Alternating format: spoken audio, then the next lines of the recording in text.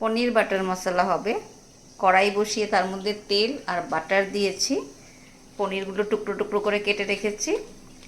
আর আগে থেকে গরম জলে ব্লাঞ্চ করা টমেটো, পেঁয়াজ আর কাজু বাদাম, তারপরে জল ঝরিয়ে এটাকে পেস্ট করে নিয়েছি। এখন তেলে জিরে ফোড়ন দিলাম, তারপরে এখন মশলাটা ঢেলে দেব।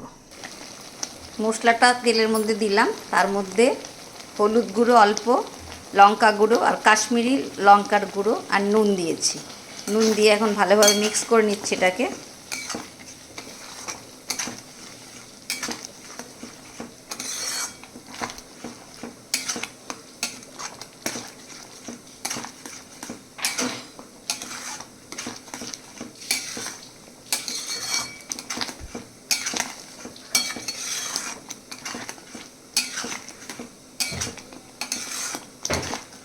এটাকে কতক্ষণ এখন হতে দেব।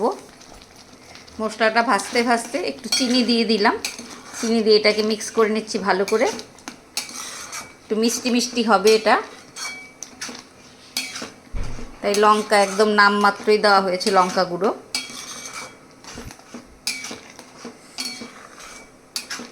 এটা ভালো করে ভাজা ভাজা হয়ে গেলে পরে তেল ছাড়লে, যখন দেখব সাইড দিয়ে তেলটা ছাড়ছে, তখন পনিরগুলো দিয়ে দেবো।